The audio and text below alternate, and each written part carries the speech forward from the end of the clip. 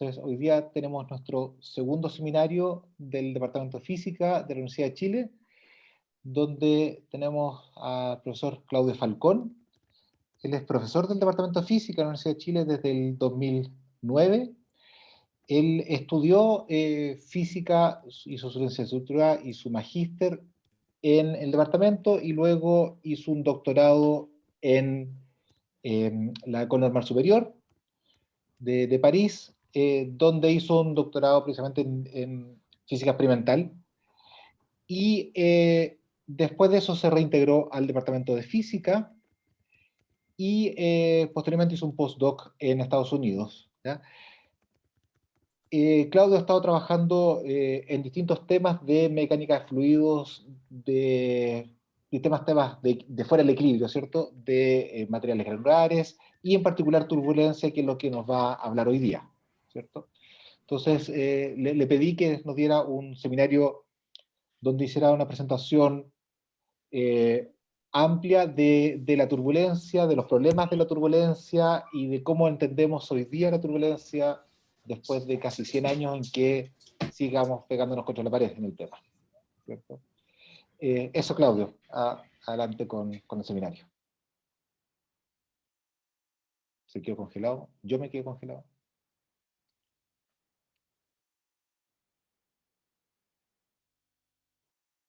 ¿Aló? Partamos, ¿ya? Y grábate. O sea, estoy grabando, esto no está grabado, Ah, pero entiendo. Si no está ok. grabado, no hay caso. O sea, quería, es un perro, pero yo quería agradecer harto a Rodrigo de haberme invitado a dar un seminario acá. Hace tiempo daba un seminario en el departamento de física. Pero también me doy gracias porque me permite volver a mirar cuestiones que uno como que dice ya, entonces esto no lo voy a ver más, o no voy a estar mirando todo este tiempo cuestiones nuevas de turbulencia, porque pasan cosas súper rápido y uno como que está muy concentrado en lo que está haciendo. Entonces me hizo estudiar harto, y hay cuestiones súper choras, que como que ahora quiero mirar de vuelta. Entonces vamos a hacer un panorama informal de la turbulencia acá, informal porque por un lado yo voy a tratar de ser muy informal en cómo describo estas cuestiones, pero también informal porque hay una lección que no es sistemática de cómo vamos a hacer esto y después todo otro, sino que es un panorama de las cuestiones que yo creo, esto va por el interlocutor, que yo creo que son interesantes de ver. ¿Ya? Hay obviamente muchas más cosas, y yo voy a nombrar algunas al final, pero yo creo que esto es lo que más me gustó de buscar cosas más de turbulencia, son las que voy a mostrar acá. Entonces, esto es como lo que uno tiene en la cabeza cuando habla de turbulencia en general, desde el punto de vista de la física. Esta estructura súper alambicada, de formas, tamaños, que se enreda, se curva, se vuelve a enredar sobre sí misma. Y si no se dan cuenta, esta es una foto de Júpiter, ¿ya? Entonces, este tamaño es bastante más grande de lo que se ve acá. Es del orden de 2 o 3 veces Chile de largo. Entonces, no es pequeño.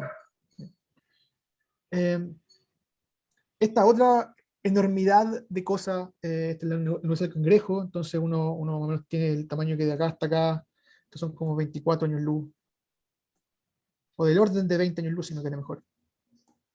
Entonces son bastante grandes. ¿Ya?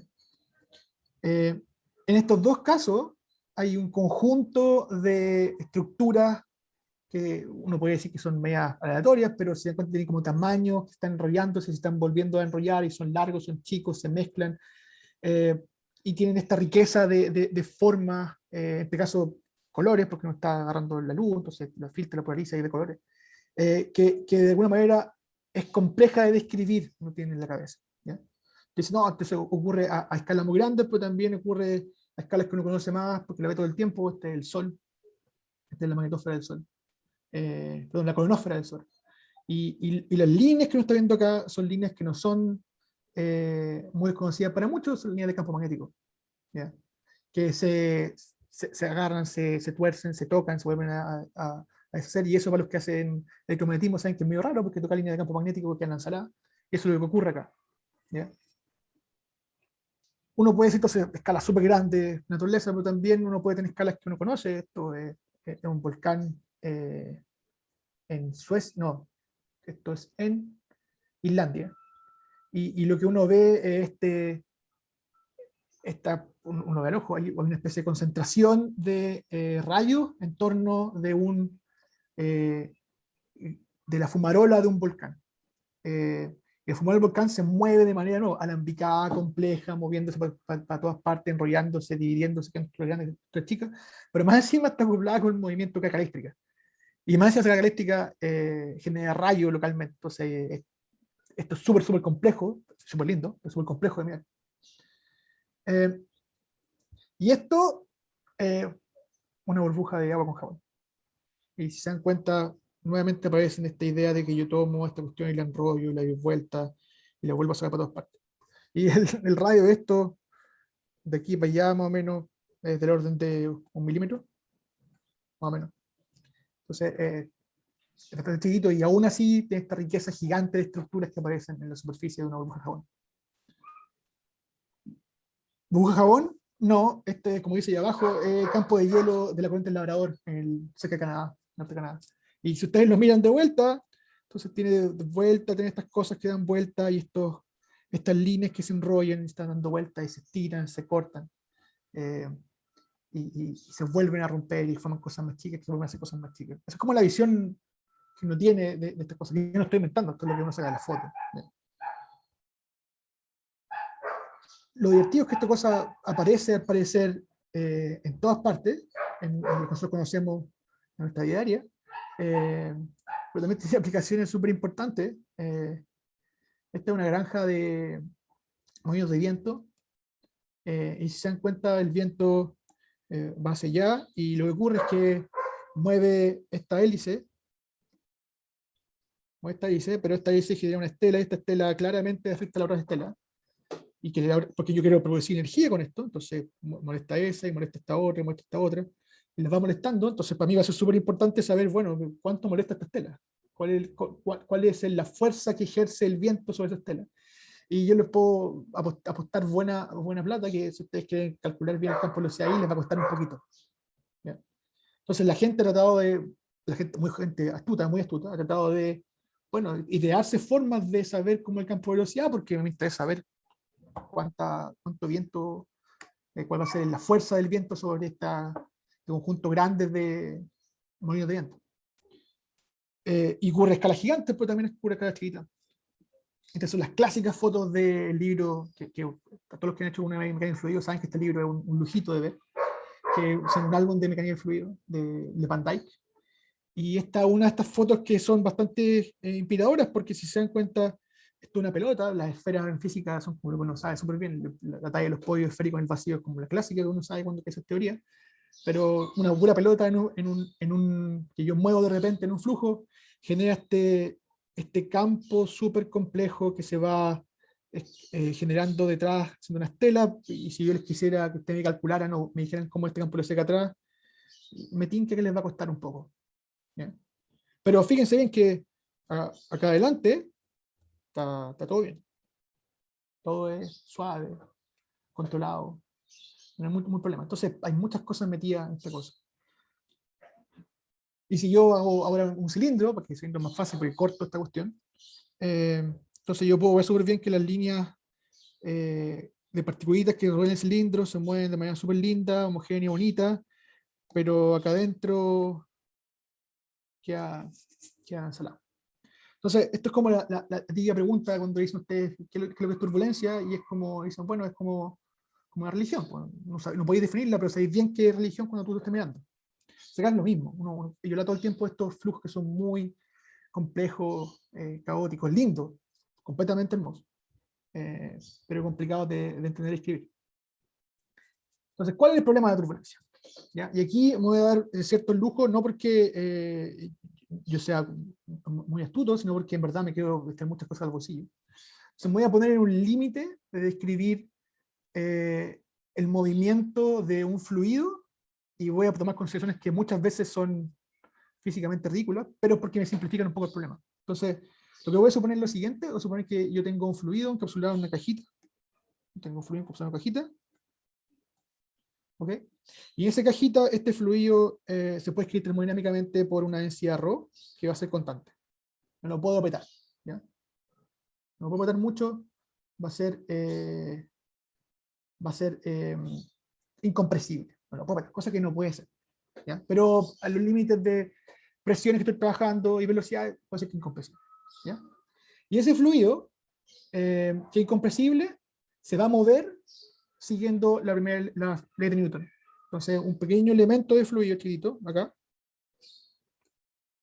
que voy a llamar delta V, se mueve siguiendo el Newton, entonces M por A igual F, y eso, física de primer año. Lo divertido es que ustedes pueden escribir cómo se mueve ese fluido parado desde afuera del sistema de referencia de esta cosa, entonces X y Z, en verdad, Z, y van a encontrar que la ecuación que describe el movimiento, la ecuación que describe el movimiento de este campo de velocidad va a ser la que está escrita ahí. ¿Ya? Esta. ¿Ok? Esta es la ecuación que usualmente todos los que hacen mecánica de fluido, que no solamente eso, porque en física, ingeniería, astrofísica, geología, geofísica y toda la ciencia en verdad que tiene que ver con fluido, le llaman la ecuación de Navier-Stokes. Porque Navier en 1827 plantó una ecuación que era cómo se movían ciertos volúmenes de fluido, y Stokes la corrigió más adelante porque puso un término que notaba que había una resistencia al corte de los fluidos. Y después llegó Couette, se mandó su tesis de doctorado en 1867 y habló sobre cómo era ese corte. Entonces, es como la historia cortita de los fluidos. Los fluidos que son... Claudio, disculpa que te interrumpa un poquito. No sé qué está Dígame. pasando, pero a todos les sale que se va a acabar la reunión en Yo creo que 10 sí. minutos más. Sí, Sí, yo a mí ya me estaba también. apurando para hacer los 8 minutos. Así que, Porque es raro porque esta sesión fue creada con las cuentas de la universidad, que tenemos tiempo ilimitado. Entramos en default ya, la universidad está en default y No pagó la suscripción a ¿puedo, Zoom. puedo pasarla muy rápido? Bueno, estoy pensando cómo podemos hacerlo de una manera fácil que todos se enteren de del nuevo enlace. No lo sé. No se me ocurre. Rodrigo, tengo Claro. una sugerencia. Dime.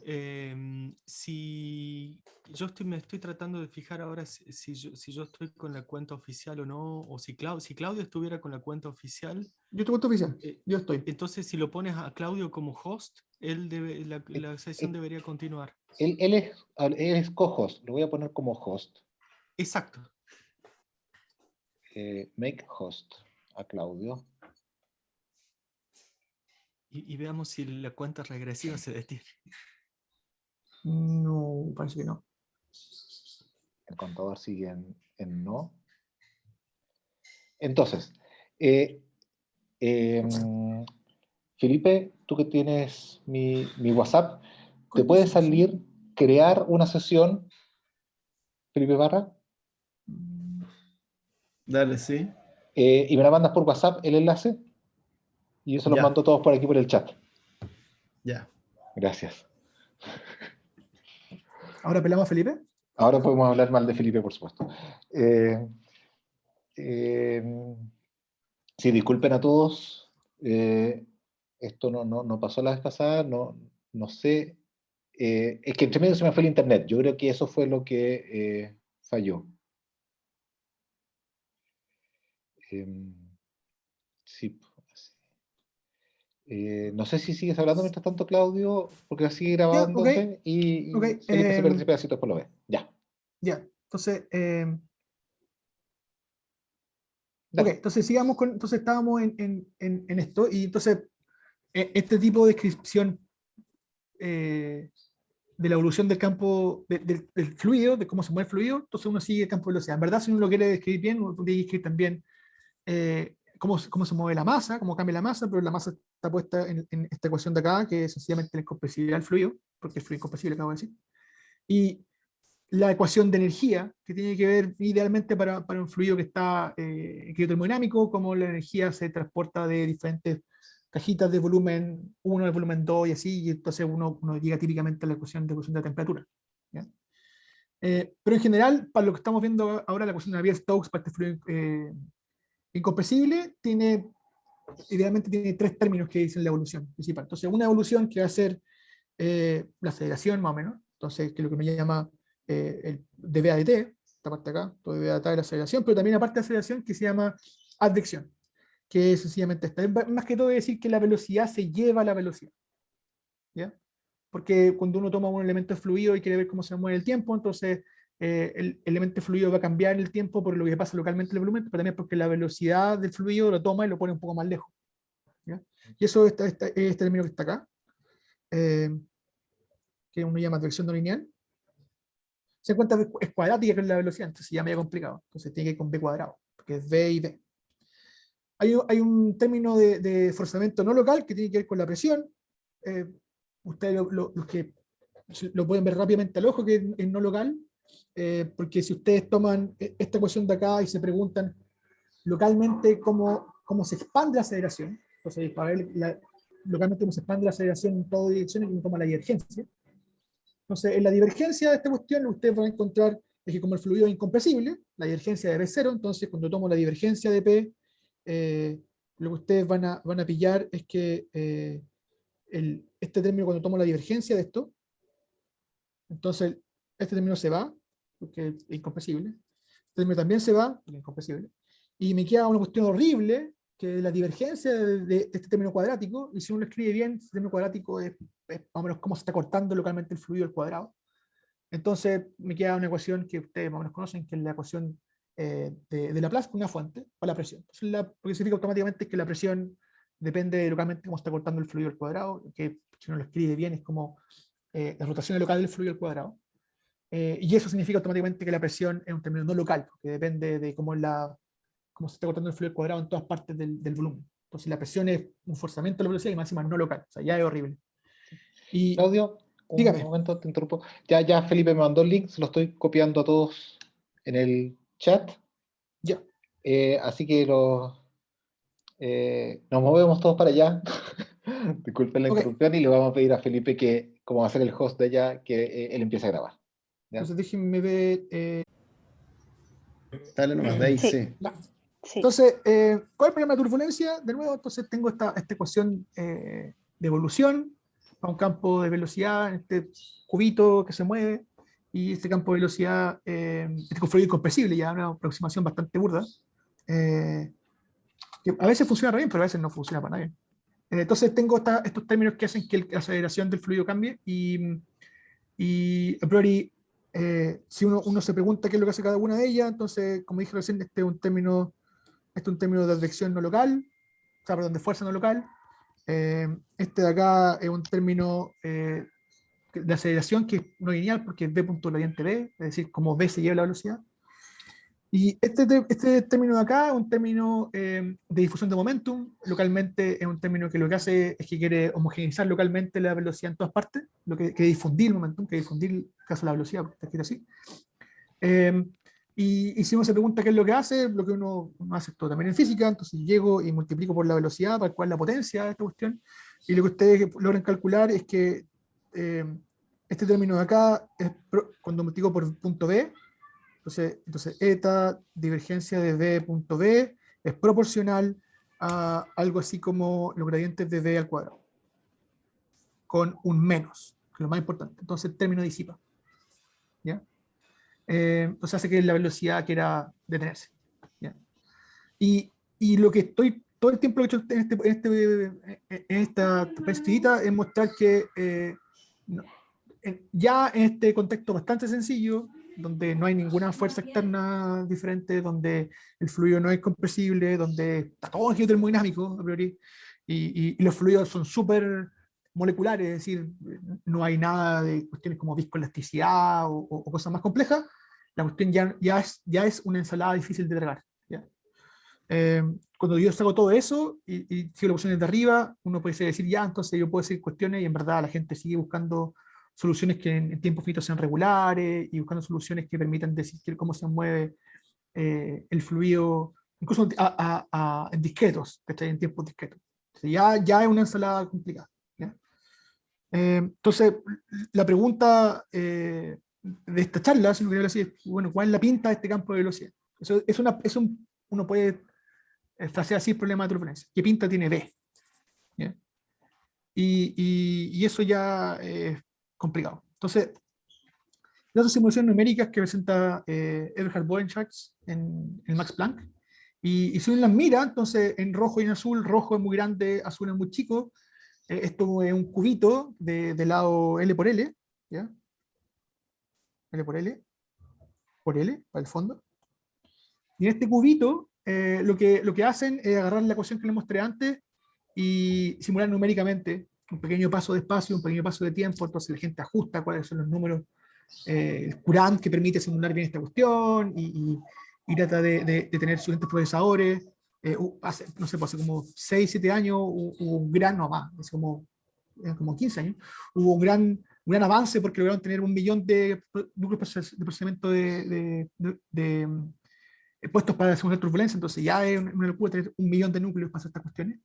Pero lo que quiero conversar acá no es tanto la importancia de la simulación numérica, lo que quiero mostrar es que estas dos cosas evolucionan, una sacando las partes no lineales y la otra con las partes no lineales de la ecuación de Navier-Stokes anterior. Entonces, en rojo y en azul, en rojo hay mucha intensidad de algún campo de B, que después va a ver de ese campo, y en el lado en azul hay muy negativa de ese mismo campo. ¿Ya? Y esto es una componente de ese campo. Entonces, el campo que está mirando acá es la vorticidad. Localmente es como está girando la velocidad. Y las dos cosas son diferentes. Y ustedes dicen, bueno, no se ve tan diferente, aquí tengo cosas más, cosas menos. Pero lo que sí, si ustedes ven al ojo, es que en el lado derecho hay estructuras chiquititas que se van formando, esto grandota, tanto en rojo como en azul. Y en el lado izquierdo hay cuestiones que son mucho más gordas y grandes comparados con lo que está en el lado izquierdo. Entonces, hay una diferencia. Y la diferencia fundamental es que el lado derecho tiene las partes no lineales. Tiene la parte de punto gradiente B, tiene la parte del gradiente de la presión. ¿Ya? Entonces, eso lo que hacen al tiro es mezclar no linealmente las condiciones que uno pone en la velocidad en un tiempo al tiempo siguiente. Y hace que la cuestión se vuelva muy, muy, muy complejo de poder entender. Por ejemplo, muestra un botón. Entonces, yo puedo mirar cómo se vería las diferencias de velocidad en el lado izquierdo si yo empiezo a acercar la distancia entre ellas. Entonces tomo la velocidad en un puntito, por ejemplo tomo la velocidad acá, y después tomo la velocidad por aquí, la vorticidad, pues tomando la vorticidad, y después este puntito lo pongo un poco más lejos, y después lo pongo un poquito más lejos, después lo pongo un poquito más lejos, y me pregunto cómo va cambiando esta diferencia en función de la distancia. Y lo que muestra la curva de la izquierda es que las diferencias en verdad se ven bastante iguales, son casi todas gaussianas. ¿Ya? Yo veo que se ven todas iguales en la distribución de estos incrementos. En cambio, en el lado derecho, si yo me paro, tomo dos puntitos suficientemente lejanos, entonces la diferencia de estos incrementos es bastante gaussiana. Es muy describida, como uno diría, bueno, entonces están muy lejos, no se ven. Yo pienso que esta diferencia es un proceso estocástico gaussiano, entonces la cuestión es gaussiana. Pero si me empiezo a acercar, lo que yo empiezo a ver cuando estoy suficientemente lejos es que yo empiezo a mirar que la distribución de estos eventos de intensidad grandota empieza a crecer. Yo puedo encontrar con mayor probabilidad eventos donde la diferencia de velocidad es muy grande. Muy, muy, muy grande. Entonces deja automáticamente de ser gaussiano. No puedo comparar distancias cercanas con distancias lejanas porque los incrementos son bestialmente grandes. ¿Ya? Ahora, si uno lo piensa un poquito más desde el punto de vista de la física, si yo supusiera que lo que le mostré recién es la velocidad, una componente de la velocidad, lo que estaría ploteando en estas curvas de más arriba, si están muy cerca en el espacio, es casi como el gradiente de la velocidad. Entonces lo que estoy diciendo es que la velocidad a medida que yo empiezo a acercarme, tiene gradientes que empiezan a ser cada vez más grandes. Cosa que a uno le complica la vida, significa que si está ahí muy cerca de dos puntitos, los gradientes son cada vez más grandes. Entonces significa que la velocidad empieza a alejarse y acelerar súper rápido. Cosa que complica un poco la descripción del problema. ¿Ya? Entonces, ahora viene con la parte del seminario, estos programas informales de las cosas nuevas en turbulencia, y vamos a hablar un poco por lo menos de tres temas que yo encuentro que son súper choros. Uno es que este estado de grandes fluctuaciones de velocidad que se mueven por todas partes, como remolinos, que empiezan a estirarse y acercarse, no es que espontáneamente aparece, no digo espontáneamente que de la nada, sino que yo tengo que forzar el fluido para que haga eso. Tengo que poner una gradiente de presión entre dos puntos de un tubito, tengo que poner un motor a mover el fluido, tengo que poner una hélice a empujar esto, tengo que ejercer una gran fuerza que venga de, no sé, que venga, por ejemplo, de gravedad, puede caer, por ejemplo, una avalancha encima de un fluido. Eso genera que aparezca este estado súper complejo de velocidades. Lo que pasa entonces es que yo quiero entender, por ejemplo, o la pregunta fue súper fundacional de este problema, es que quiero entender cómo esta cuestión aparece. ¿Ya? Entonces aquí viene el problema o la pega de Osborne-Reynolds. Entonces, estos son los experimentos que reprodujo Van Dyke de lo que hizo el ayudante de Osborne-Reynolds en el laboratorio. Entonces él tiene un tubo transparente y lo que ocurre es que en este tubo transparente él pone una diferencia de presión y por tanto eso genera un flujo. Lo que significa que cuando yo empiezo a acelerar o aumentar la diferencia de presión, entonces algo le pasa al fluido. Y para poder mirarlo mejor, lo que hizo Reynolds fue poner tinta. Y esto es lo que se ve acá. Y la tinta lo que hace es que a medida que yo empiezo a aumentar un parámetro, la tinta empieza a describir este comportamiento muy extraño.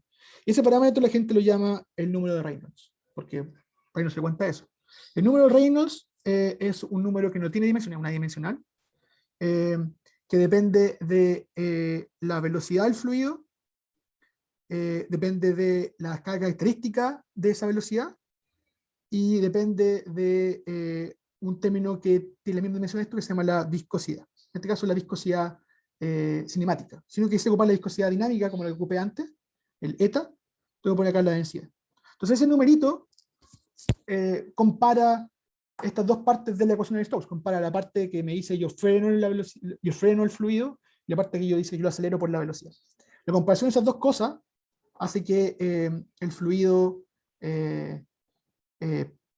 pase de tener una dependencia, una dominación de la parte disipativa a una parte una parte que es sencillamente inercial. El fluido yo lo empujo y debido a la inercia que tiene se sigue moviendo.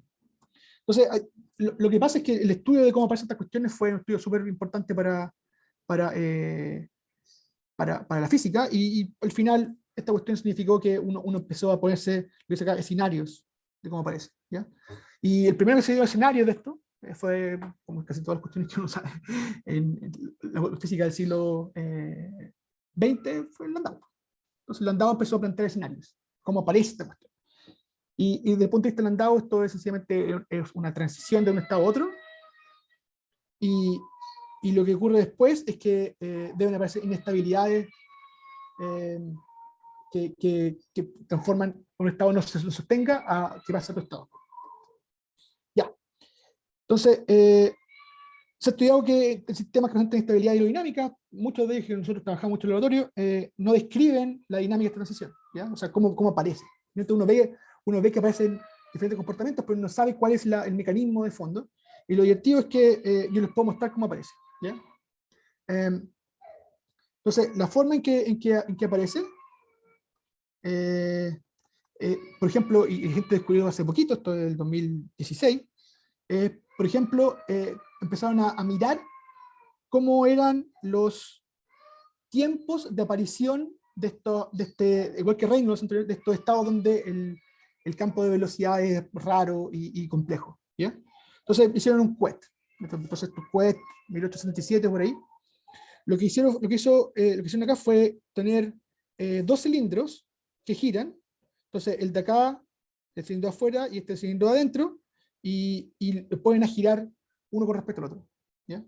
Y miran por el lado, por esta ventanita del lado, y ven cómo se Claudio, ve. me parece que se quedó pegado en la transparencia que dice cómo aparece de Reynolds. Sí, no ¿En se ve lo serio? que estás haciendo. ¿Cómo? No se ven los dibujos que estás hablando. Oh, ¿en serio? A ver.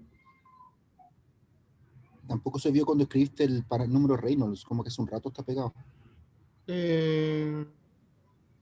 Vamos a ver si puedo. ¿Ahí sí? ¿No? ¿No?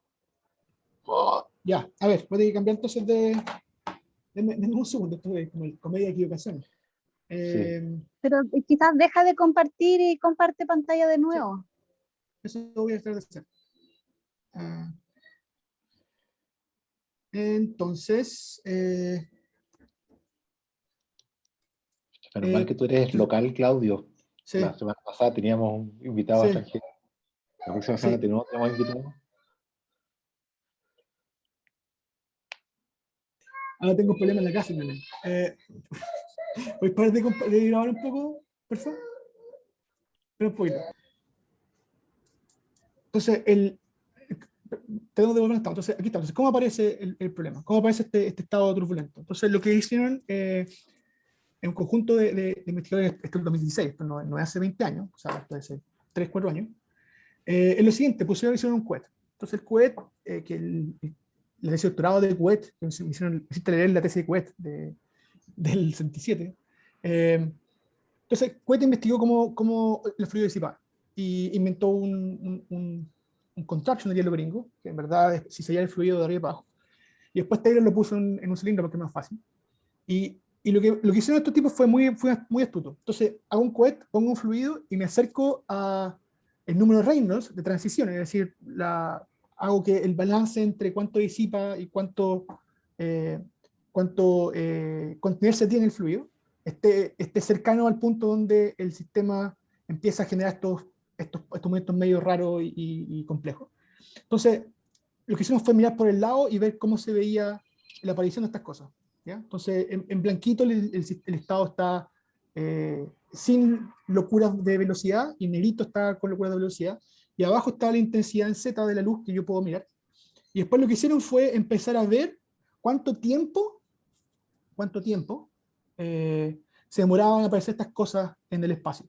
¿Dónde aparecían y cuánto aparecían? Si se dan cuenta, es diferente en algunos puntos que en otros. ¿Ya? Entonces, estos son los experimentos de QET. ¿Ya? Entonces, bajo un Reynolds que llamaron crítico, lo que ellos veían es que esta cuestión aparecía y después en el tiempo desaparecía. ¿Ya? Y lo que están midiendo ahí es algo así como cosas de formato de horas. ¿Ya? Entonces, bajo el Reynolds empiezan a aparecer estos experimentos a lo largo de Z, el espacio del QET, y ven que estas cosas aparecen y después se mueren. Cuando empiezan a aumentar el Reynolds, se dan cuenta que hay algún numerito, un número crítico Reynolds, donde este tipo de estructuras medias raras en Z aparecen todo el rato y se empiezan a bifurcar, pero no alcanzan a morirse y no llenan el espacio, sino que sencillamente empiezan a estar por entre medio del sistema. Y cuando están sobre el número de Reynolds crítico, esta estructura llena el espacio. Estas estructuras no son la turbulencia en el sistema. Estas estructuras son en el tiempo y en el espacio, cuánto dura este paquete turbulento en Z. El tiempo durado, lo que llaman el tiempo de paz. Esta cuestión está dando vueltas y después se apaga. Entonces, este tipo de estructura, la gente que hace física materia condensada dice, esta cuestión yo la conozco. Esta cuestión se llama percolación direccional. La percolación, un proceso de mecánica estadística súper clásico, que yo tengo, imagínense, una red como de panel de abejas, las típicas redes de gallineros, por ejemplo, y yo parto de un punto, de cualquier punto, y quiero llegar a otro punto, y me pregunto si yo empiezo a cortar los links, si es posible que yo llegue a ese punto o no. Y lo que ocurre es que hay una densidad mínima de links que permite que yo llegue de un punto a otro, y cuando paso esa densidad mínima, que ocurre la densidad crítica, no puedo pasar, no puedo percolar. ¿Ya? Entonces la única diferencia acá es que ahora los links tienen peso en una dirección. Me cuesta menos romperlos en una dirección que en otra, y por eso se llama direccionada. Hay la gente que hace renormalización y teoría de fenómenos críticos vive para esto, calculan fenómenos críticos para esto, dicen cuánto me estoy yo lejos, cerca del punto de percolación crítica, y lo que encuentran es que todas las propiedades físicas del sistema describen leyes potencia en torno a ese punto y calculan los exponentes críticos para eso, y esos exponentes críticos de este tipo de fenómenos de percolación direccional lo encuentran en, no sé, pues desde incendio hasta propagación de epidemia, hasta aparición de la turbulencia. Entonces, esto es súper potente porque es una herramienta que está dando vueltas hace harto rato en mecánica estadística, y la gente la agarra y se da cuenta que para escribir cómo aparece la turbulencia, que es un fenómeno más o menos universal, corresponde a una clase universal de fenómenos que se llama percusión direccional. Ahora, ¿qué es lo choro de esto que quería rescatar? Esto lo predijo Yves Pomó, pero al lote, uno ve su paper del 86, por eso es bueno que Rodrigo me haya hecho estos artículos, y lo dice como al final de la última página, en la última columna, en un párrafo arriba, entre medio, en 2 líneas, que esto debiese ser como que la aparición de estos patrones debiese ser lo mismo que pasa en turbulencia si fuera percolación direccionada. Entonces ese artículo que habla de frente y metaestabilidad habla sobre la posibilidad de encontrar este tipo de fenómenos que lo encontraron 30 años después, ¿no? 30 años después. No sé, es súper choro. Entonces, ahora, ¿cuál es la gracia de esta idea de fondo? La gracia de esta idea de fondo es que también aparece en sistemas que tengan patrones, porque esto es un fenómeno que es robusto, es un fenómeno que aparece siempre. Entonces uno también puede estudiar la aparición de este tipo de fenómenos en cosas que se llaman ondas de Faraday, por ejemplo, o un sistema que genera patrones. Nosotros en el laboratorio lo ocupamos siempre porque es sencillo de hacer y aparece el tiro. Ustedes lo pueden hacer en su casa, si agarran una taza de café y la mueven por sobre una mesa, ven que aparece ondita en la superficie. Este tipo de ondas son viejas como el hilo negro. Faraday lo empezó a estudiar en 1976 porque había un caballero que se llamaba Chladni que estudió los patrones de arena que se formaban en discos que vibraban, porque eso es lo que ocupaban los violinistas en ese tiempo para saber si el cajón del violín era correcto o no para generar buen sonido. Entonces Faraday empezó a estudiar esto con arena y con agua y encontró estos patrones que aparecían, y después tuvo toda una serie de estudios de Rayleigh y compañía, porque quería entender qué es lo que estaba pasando. ¿Se ven? ¿Estás Dígame. usando patrones de Faraday ahora? Sí, ¿no se ven? No. Quedamos en QET. No entiendo. Yo tampoco entiendo. ¿Qué pasó acá? Déjeme ver si puedo. Es como raro, se caiga todo el rato. Entonces, quedan en. Me imagino que quedan acá, ¿no? Claudio, sabes que a veces, Dígame. a veces es mejor que no pongas en modo presentación. Ok. Entonces, quedamos acá, ¿cierto? ¿Quedamos ahí? Sí, sí. Eso nunca se vio, pero... Ya, Escucha, entonces, ¿se vio eso? No, nunca se vio eso. No, Eso tampoco. Ahí sí. eso Ya. sí. Ok, entonces, Pucha. La explicación ya, de esto va a percolación ser, me esto va a ser como una parecía... esto va a ser como una presentación que uno va a ver para no hacer presentaciones así. Entonces, esto es lo que la gente recopiló con la información de anterior. Entonces yo agarro Z, que es la altura del cohete, en el tiempo. Entonces yo miro una línea y veo el tiempo que se demora en aparecer estos paths turbulentos, ¿ya? Y los sigo en el tiempo para diferentes Z, y lo que mido es el tiempo que duran estos paths, ¿ya? Que es lo que presento acá. Entonces, en el proyecto de Kuwait, si giro a baja velocidad y calculo el Reynolds asociado a eso, lo que veo es que estos paths que aparecen en Z empiezan a aparecer y desaparecer, se mueven un poco en Z, pero después se mueren. El sistema vuelve a estar en un estado que es laminar, como llamamos fluido dinámico. Es decir, que si yo sigo las líneas de flujo, las líneas de flujo no se enrollan y siguen todo es simpático, bonito, uniforme. Si yo me acerco a terrenos críticos, hasta velocidad de giro crítica, entonces lo que veo es que aparece localmente una posibilidad de tener paths turbulentos que nunca se van a morir, sino que se empiezan a mover en la dirección del tiempo. ¿Ok? Y si estoy arriba de los críticos, lo que veo es que estos paths parten acá y empiezan a llenar el espacio y nunca los voy a ver que desaparecen, pero empiezan como a aparecer y desaparecer igual a lo largo de un Z, pero todo el tiempo están llenando el tiempo. Y eso, la verdad es que eso es idénticamente igual a lo que la gente llama, o la pinta de la percusión direccionada. La gente lo que hace en percusión direccionada es pensar que yo quiero, tengo por ejemplo, una red, lo dije antes, una red de puntitos de contacto, por ejemplo, una red de gallina, y yo quiero partir en un nodo y pasar al siguiente, y quiero ver cuánto me demoraría, cuál es la probabilidad de llegar de un nodo a otro, y dependiendo de la cantidad de vínculos que tengo, puedo hacer un camino cortito, un camino largo, y la probabilidad es la suma de todos esos caminos. Si yo empiezo a cortar los vínculos, va a haber un punto donde yo no voy a poder llegar desde un punto a otro y no puedo conectar estas dos cosas. Entonces, cuando paso de no tener ningún camino a tener un camino, es lo que nos llama yo percolé. Logré la percolación de un punto a otro. Direccionada significa que en verdad hay una dirección donde la probabilidad o cortar un camino me cuesta más que cortar para otra dirección. Entonces, lo que va a pasar al final es que cuando yo empiezo a ver cuánto me cuesta llegar de un camino a otro, probablemente llegar en la dirección donde me cuesta menos es diferente a la dirección perpendicular a esa. Y la gente le gusta mucho este tipo de fenómenos porque, en general, en torno al punto donde uno percola, todo se da más o menos igual.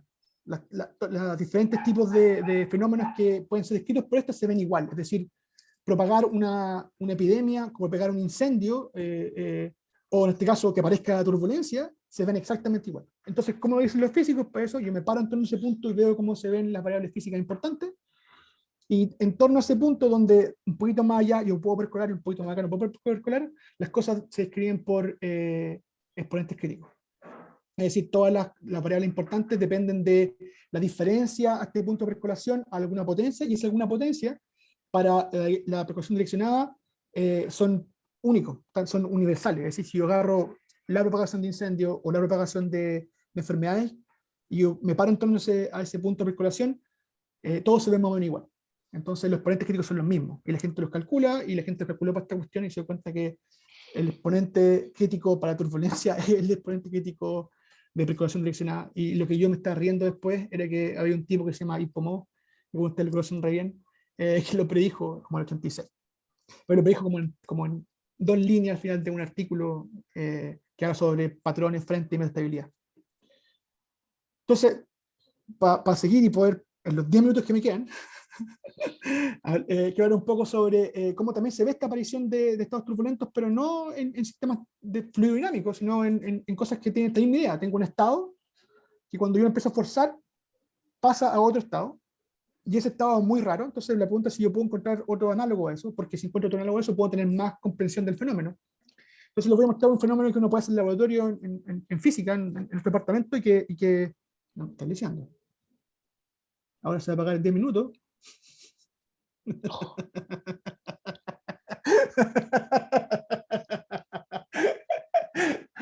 Ok, en 10 minutos les voy a contar todo lo que tengo que decir en estas 55 transparencias que me quedan.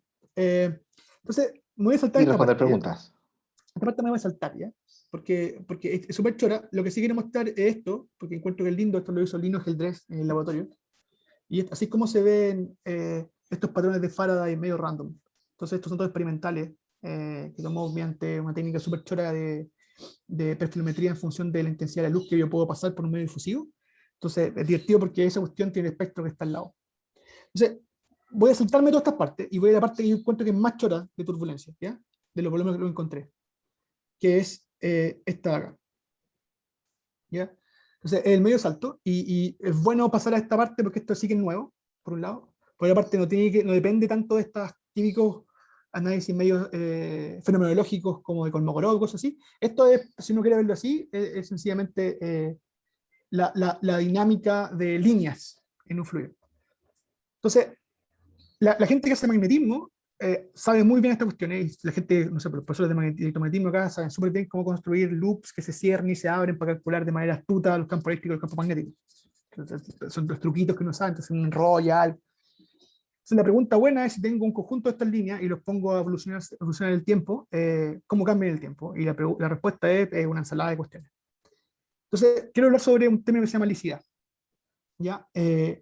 ¿Por qué la lisidad es importante? Porque era una medida súper bonita pero académica de cómo se enrollaban campos magnético, y después la gente ve lo mismo, que también se puede hacer de manera súper académica, así como el ejercicio en la pizarra demuestre que esto es lindo, también en turbulencia. Entonces, la LICIA es un invento de Moffat, donde lo que hizo fue copiar la idea de la LICIA de campo magnético, es decir, que yo empiezo a girarlo hacia arriba, y lo giro ahora en el campo de velocidad, y la forma de girarlo es mediante un campo que se llama vorticidad, que es el giro local de la velocidad.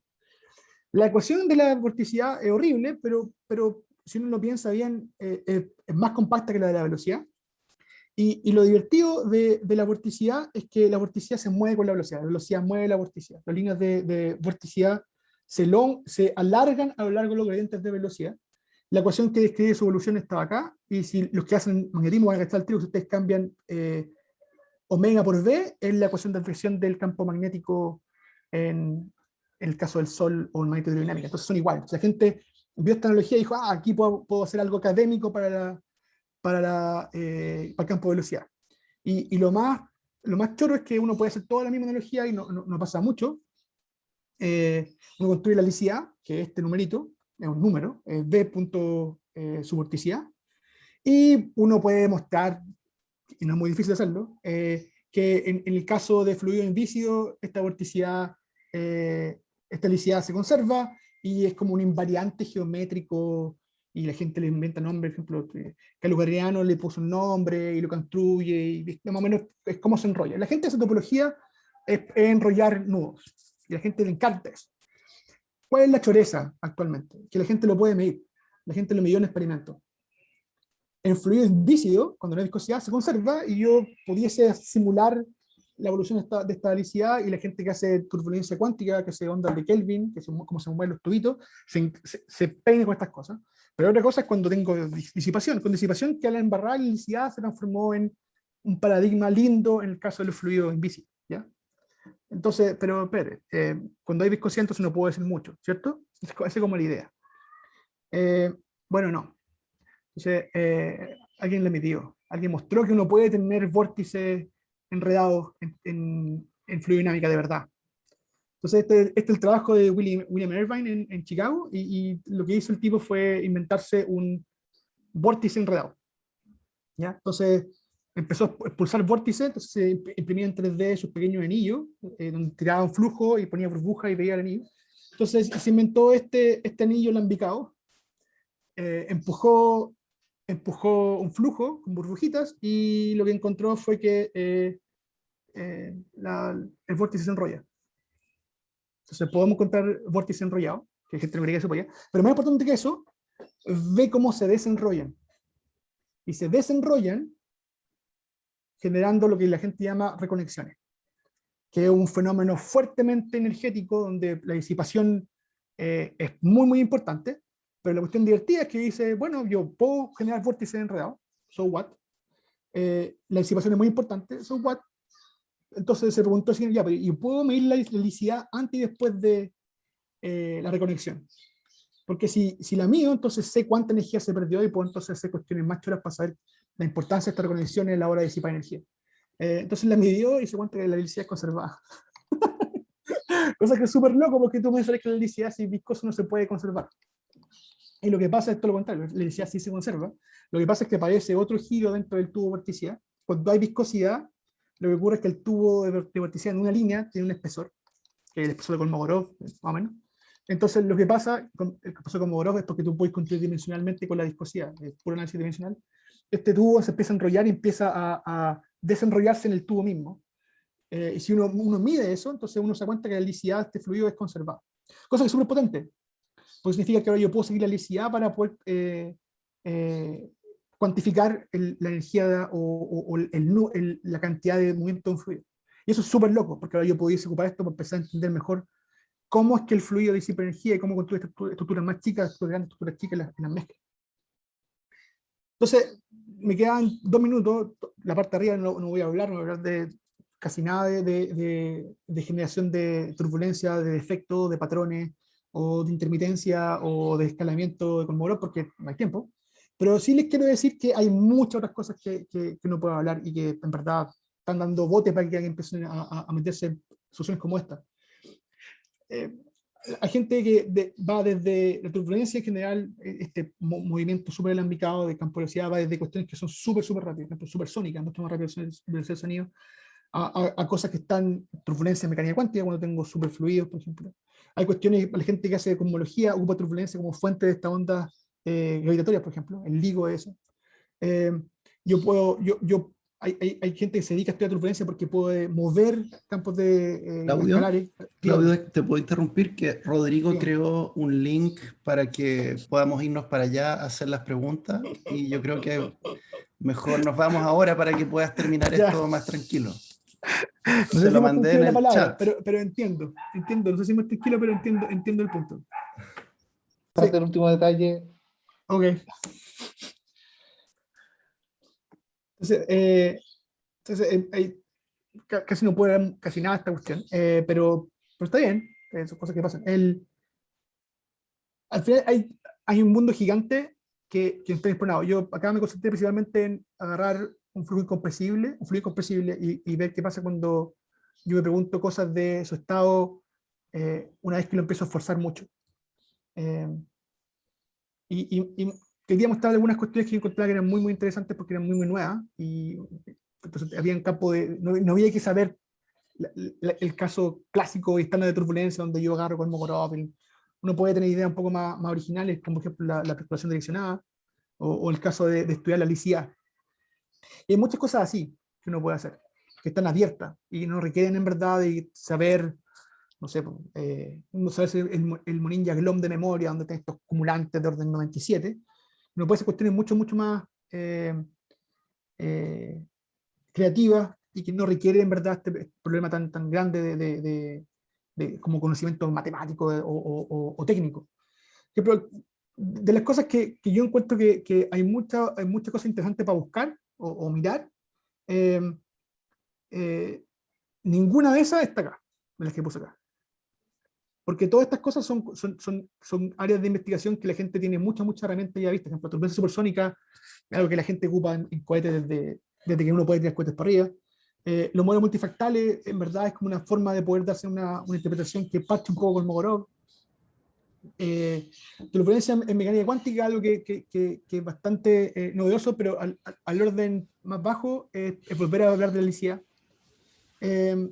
La turbulencia macrodinámica, algo que es súper importante para nosotros porque nos permite vivir en la Tierra, que tiene un campo magnético y se mueve de manera súper compleja por campos de velocidad, pero también porque nos permite generar el dínamo que mantiene el campo magnético de la Tierra dando vueltas. Entonces estaríamos las conversaciones que aparecerían cada 10 o 100 años en vez de estar mucho más orientadas.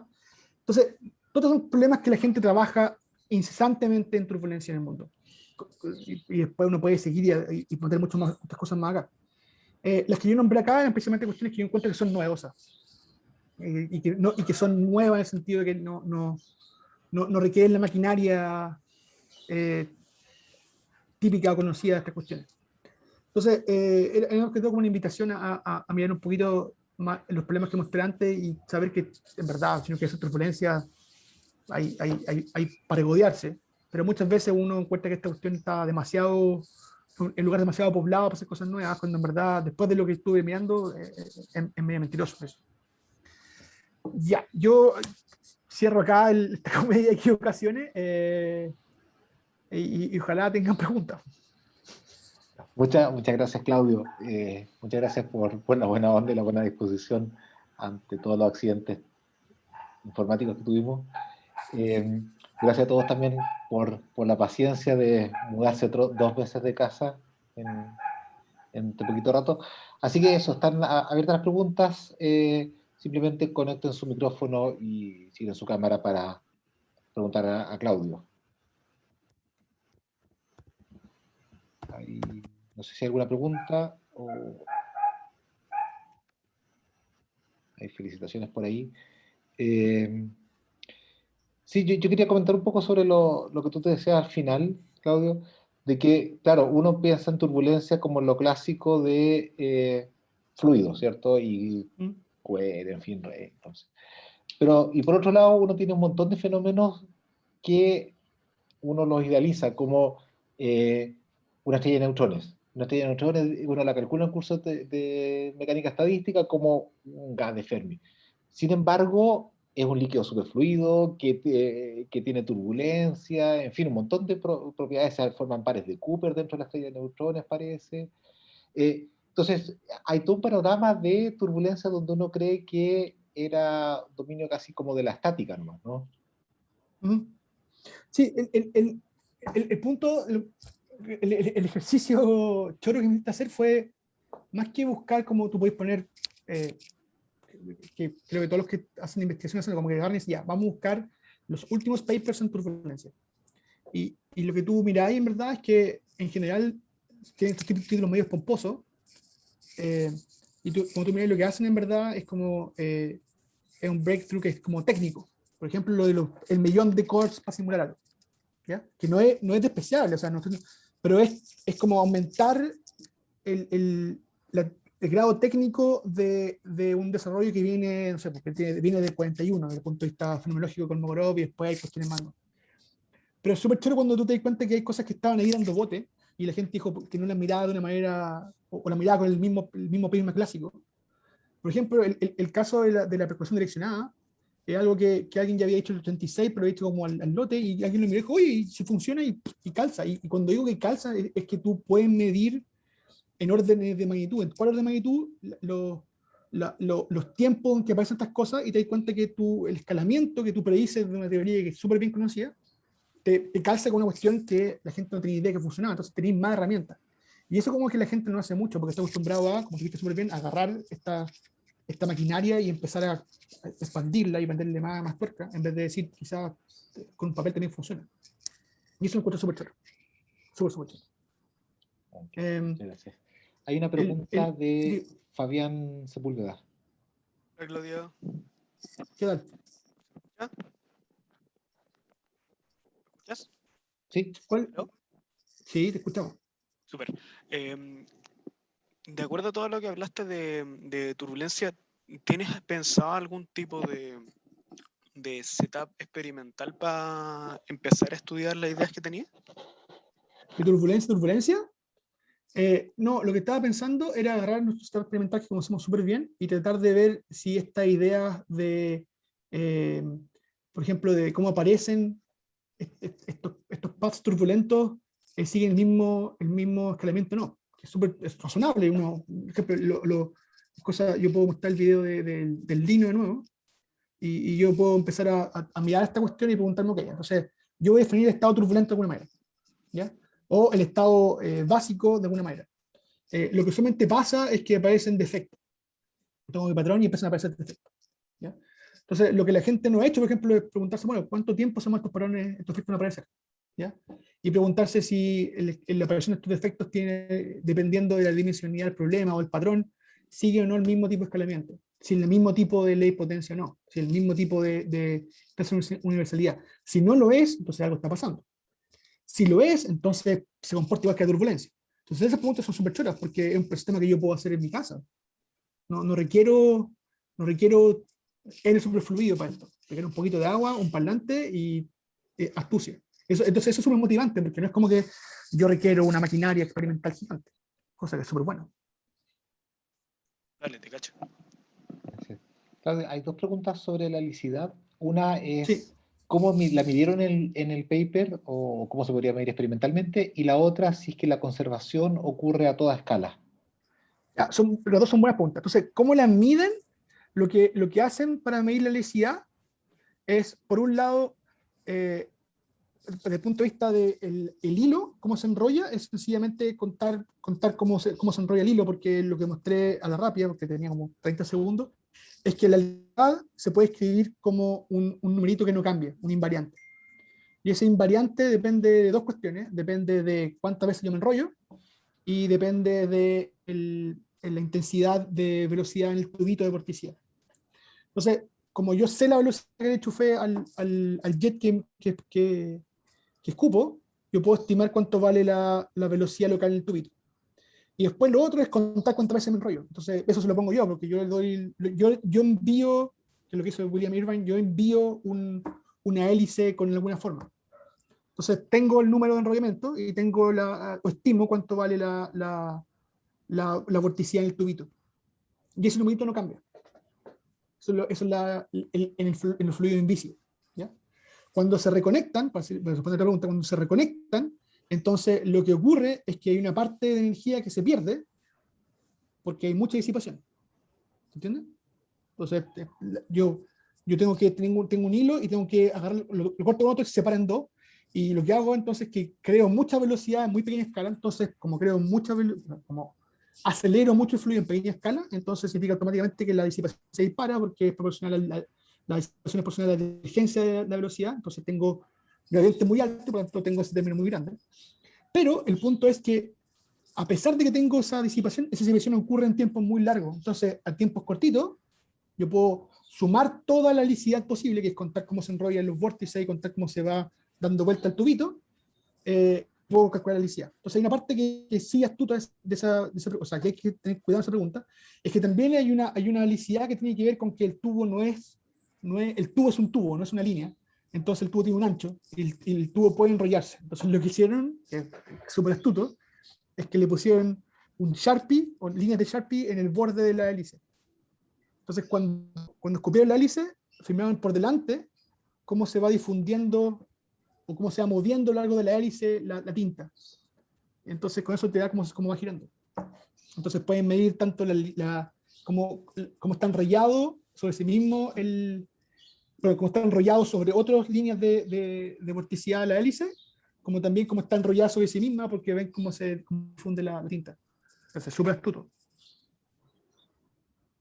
Gracias. No sé si hay más preguntas sobre turbulencia.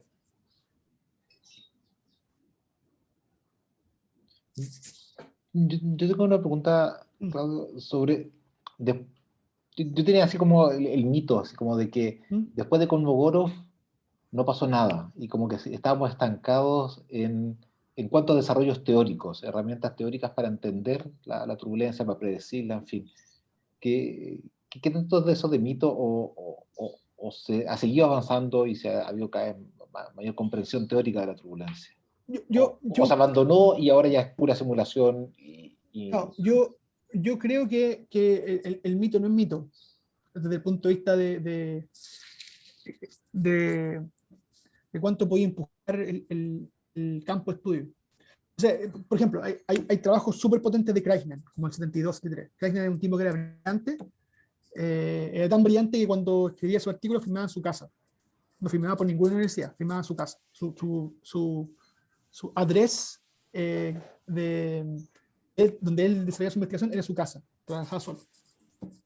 Entonces Kreisner empezó a pensar en una descripción lagrangiana, no euleriana, no la cuestión de punto gradiente, sino como que veo parches que se mueven con el fluido, como si fueran únicamente vórtices, es decir, estructuras que están girando sobre sí mismas, que tienen un campo de velocidad que gira, y llegó a la descripción casi de vórtices puntuales y hizo una mecánica estadística de eso. Entonces, es decir, no hizo la descripción estadística de la velocidad, hizo una mecánica estadística de vórtices al principio.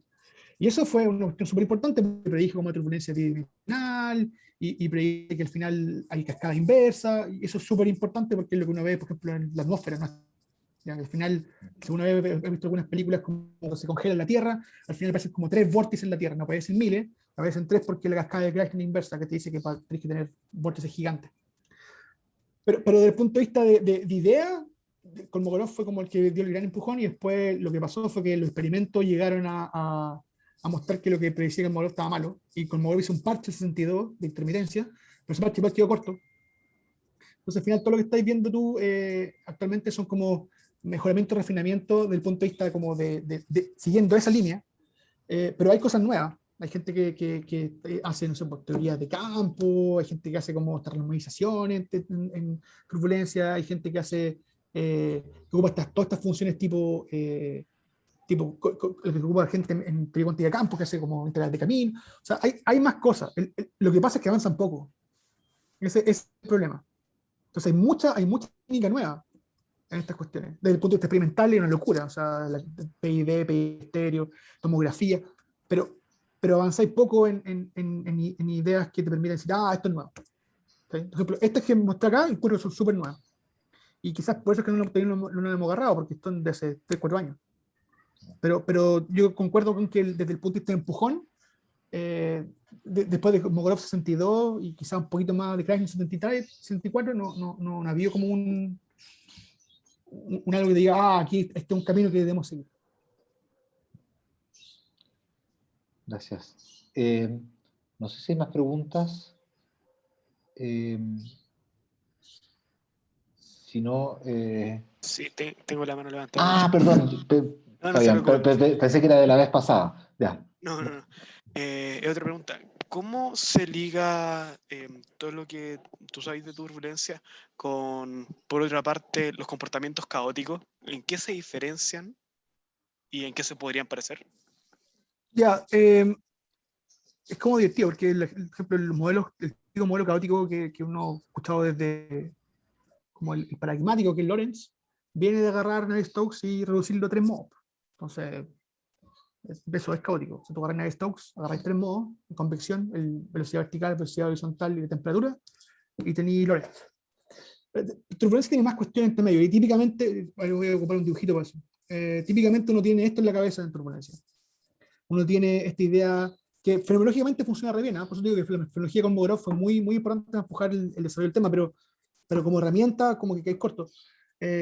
Uno tiene la idea de que hay un espacio gigante de diferentes estructuras que tienen tamaños grandes, hasta tamaños muy chicos, pero hay una región de tamaño, que se llama la ventana inercial, donde a priori no hay viscosidad efectiva, siempre hay, pero no afecta tanto el movimiento.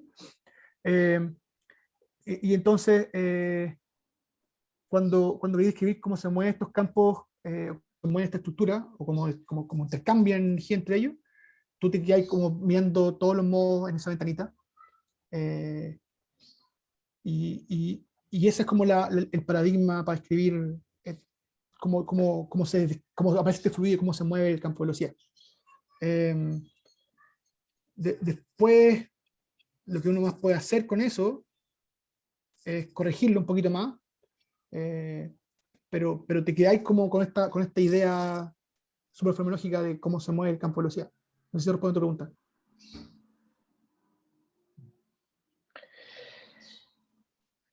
¿Está bien? ¿No respondo a tu pregunta? ¿No? ¿Sí? ¿No? Sí, creo que me ayuda un poco más a entenderlo. Ya, yo creo que bueno, se nos va haciendo un poco tarde. Sí. Nuevamente quisiera agradecer a Claudio y a todos ustedes por la buena disposición ante todos los accidentes que hubo. Veremos qué pasó para que la próxima semana y las siguientes podamos hacerlo de una manera un poquito más suave, pero fue una buena turbulencia en este seminario de turbulencia en todos estos accidentes. Claro, sí, fue accidentado, por decirlo menos. Sí, si fuera un seminario de física lineal habría salido todo suavecito, pero como era de turbulencia tuvo que salir así nomás. Sí. Eso, muchas gracias Claudio, muchas gracias a todos y bueno, nos estamos viendo para la próxima semana y eso. Ya, vamos. Gracias. Chao, gracias.